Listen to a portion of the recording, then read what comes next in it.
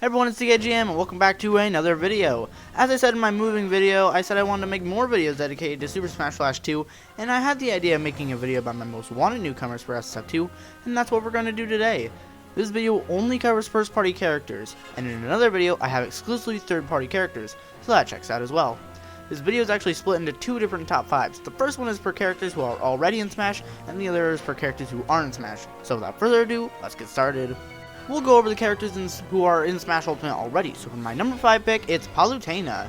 I want her the least because out of every other franchise, I think they need other characters. But for the Icarus series, I don't really think that's necessary for any other character to join the battle. But since Palutena's temple is already in the game, then maybe it'd be a good idea for her to be in the game. And that's why Palutena is number 5 on my list. For number 4, it's King Dedede. Since we already have a third Kirby character being Bandana D, I don't think we need a fourth Kirby character. But I think that King Dedede is more iconic than Meta Knight because he's been around for a longer time and is more of a villain to Kirby than Meta Knight is. But since we already have 3 Kirby characters, that's why King Dedede is lower on the list.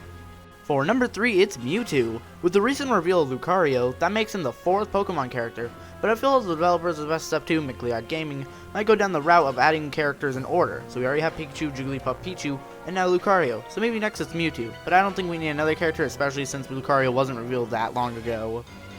For number 2, it's Ganondorf. Isn't it crazy that we only have Link, Zelda, and Sheik in SF2?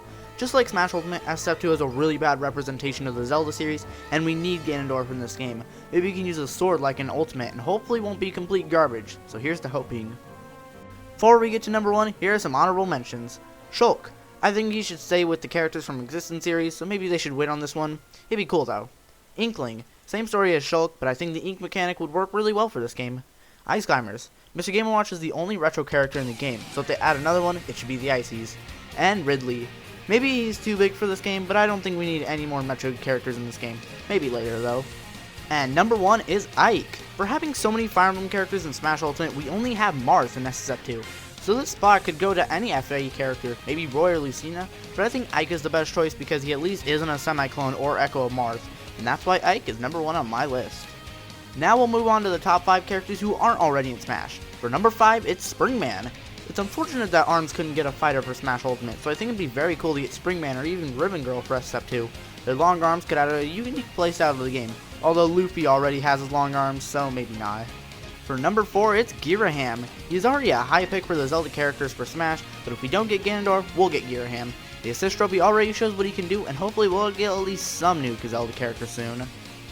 For number 3, it's Takamaru. McLeod Gaming has a history of adding characters that people want that aren't already in the game, and if we add a new retro character, then Takamaru is definitely one of the top picks to add. Like I said with Gira, his assist trophy shows how cool he'd be in the game. For number 2, it's Samurai Goro. Another thing McLeod Gaming likes to do is add new characters to series that don't get as much love as Ultimate, so I think getting a new F-Zero character would be really refreshing compared to everything else that has been added recently. I don't really have any honorable mentions, so for number 1, it's Marshadow. This may seem like a weird choice, but the devs also love putting weird characters with weird playstyles, and Marshadow could bring so many new styles to the game.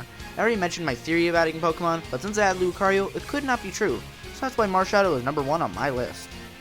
So that's going to do it for this video though guys. I hope you all enjoyed, be sure to like, comment, and subscribe, and next time we'll go over my top picks for the third party characters in SF2, so I'll see you guys then.